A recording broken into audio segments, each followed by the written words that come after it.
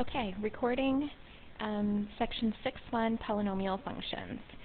So this is the first lesson in the entire chapter that focuses on polynomial functions. So what I'm going to try to do as I'm going through these lessons with you is I'm going to always try to tie back for you the comparison between polynomial functions and linear functions and quadratic functions.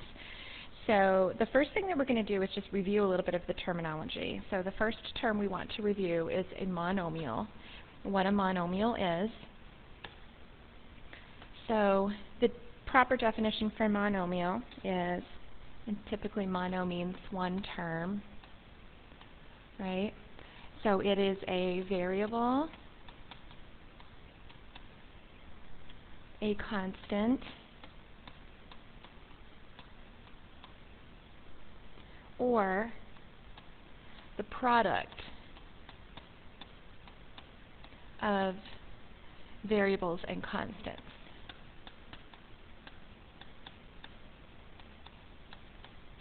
So what do I mean by that? Variables, constants, or the product of variables and constants. So some examples of what some monomials might look like would be some variables, x squared, or maybe just y d, or maybe m to the fourth. Those are all examples of variables. Sometimes a single variable raised to a power, sometimes two variables being multiplied together. Those are all variables. Then we have constants, so -6, 1/3. Then we have the product of variables and constants. So now we have two variables multiplied together, like this one, or we might have a variable and a number multiplied together, like this one, or we might have maybe something that looks like, and this one always gets people, y squared over 4.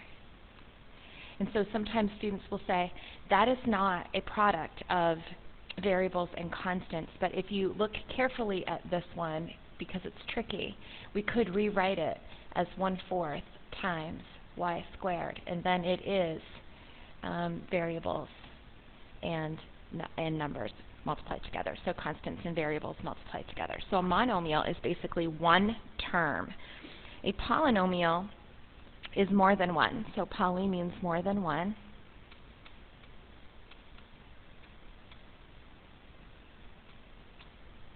Okay, more than one. It is a monomial, so it is what we just defined. It's an example of a monomial, or the sum of many monomials.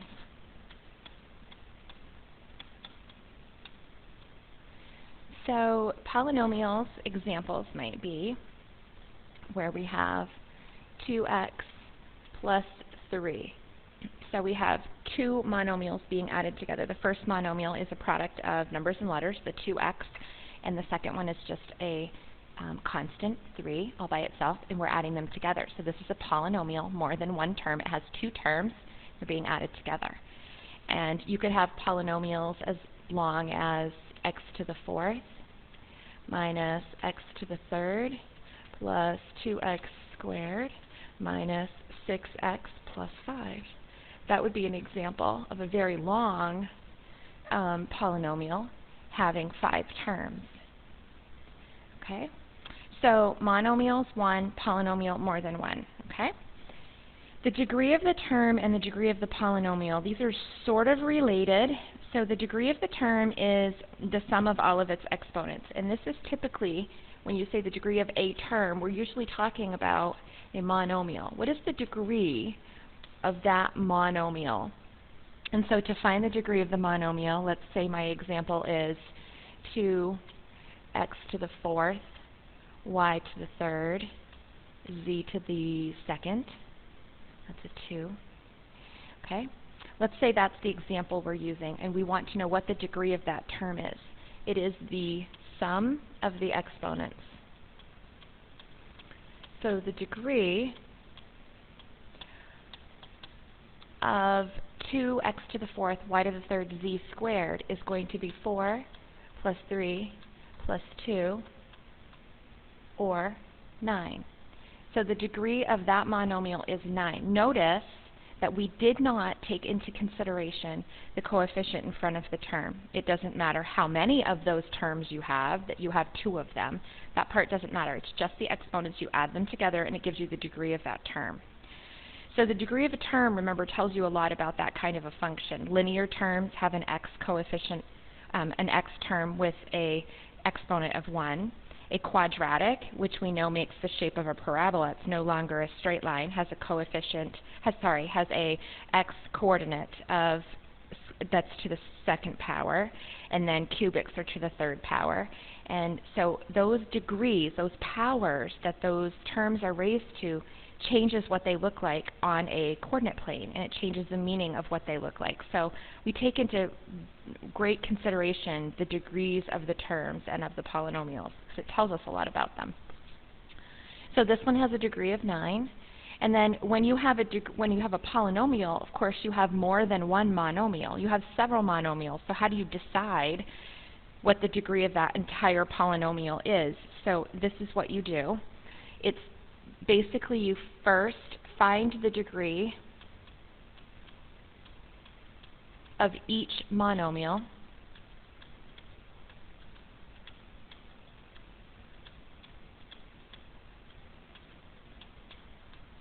and then you choose the largest.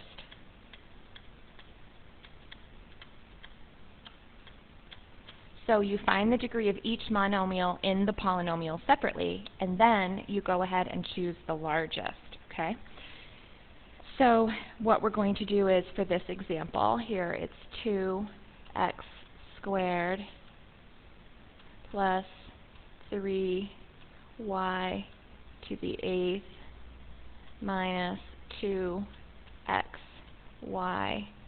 squared. So maybe this is what our polynomial looks like, and we're trying to decide what the degree, the largest degree would be. So we're going to look at just the exponents. So this one has a degree of 2, this one has a degree of 8, and remember there's a 1 in here for that x, so this one has a degree of 3, and so we would choose the largest one having a degree of 8. And so we would say that that polynomial has a degree of 8. Okay? So before we move on and talk about what polynomials look like in standard form, we're going to review a couple of skills that we need in this chapter. We need to know how many terms the polynomials have. And so this is the first skill we're going to review. How many terms are there in the polynomial? So remember that terms are usually separated by addition and subtraction. And back in Algebra 1, we used to ask you to put boxes around each term. That polynomial has 3 terms.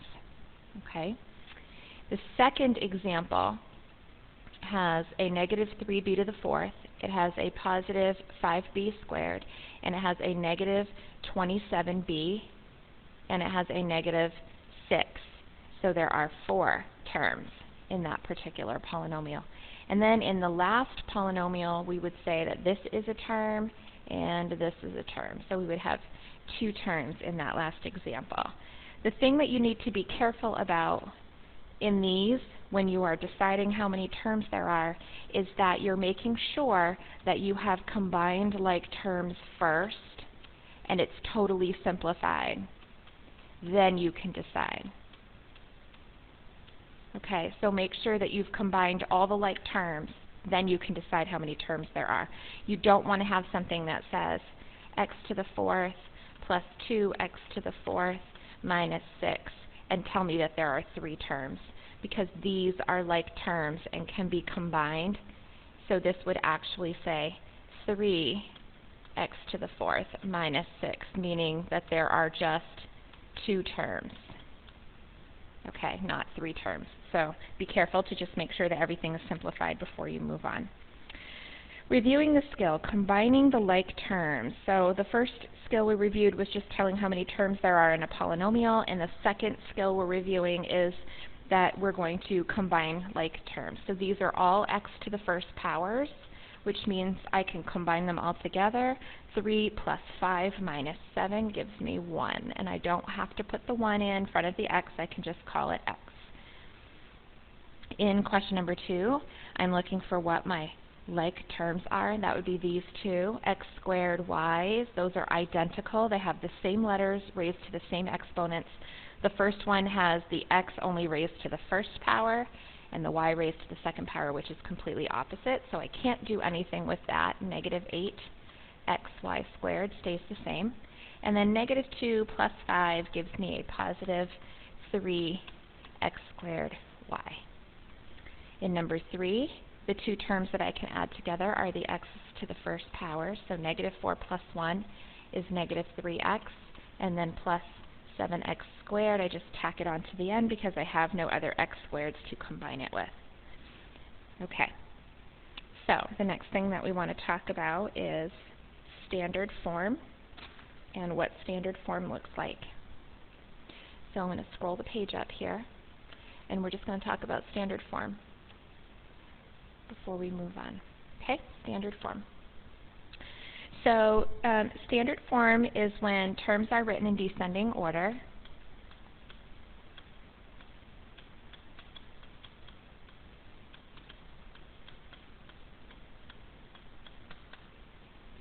Really important that when you're looking and evaluating your polynomials that you have them in standard form. So descending order. And so the descending order means that the degrees are getting smaller as they go down. And so this, remember, is just functional notation.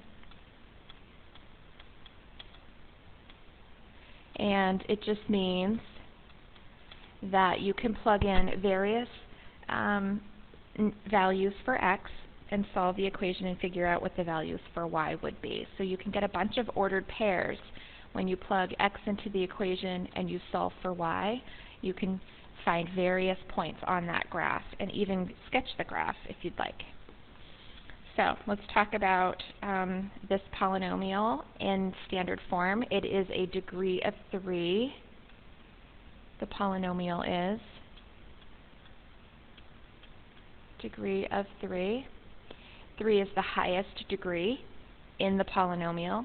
The first term had a degree of 3, the second one has a degree of 2, the third one has a degree of 1, and the last one has a degree of 0. Okay. This entire part here is what we call a polynomial. More than one term. Okay, more than one term. And then each term in standard form has specific names. So remember, if we took the 2x to the third off of it, we would be dealing with a quadratic. So the squared term is the quadratic term. And this is familiar to you from our quadratic chapter. The middle term of our quadratic was our linear term because it's raised to the first power. So that was an x to the first, and this is an x squared. This is an x to the 0 power. Anything raised to the 0 is equal to 1, meaning that there are no x terms. And if you recall from our quadratic chapter, we call this the constant term. So all of these terms have special names. This one, which is new to us, the leading one, is our cubic term. It's raised to the third power. Okay, raised to the third power. Something else you need to know about that first term is it's called the leading term because it leads the entire polynomial. It's called the leading term. And the 2 is called the lead coefficient. It is the number, or the coefficient, in front of the lead term. So the lead coefficient. Remember that lead coefficient in our quadratics told us if it was positive that it was opening upward, if it was negative it was opening downward, and it told us if it was greater than 1 that it was going to be stretched, and if it was less than 1 it was going to be shrunk. So that lead coefficient, that number in front of the leading term, tells us a lot about our polynomial. Okay. So we're going to stop here for this video. It's just our introduction to polynomials, our going over our vocabulary, reviewing a few skills, and just understanding what a polynomial looks like in standard form.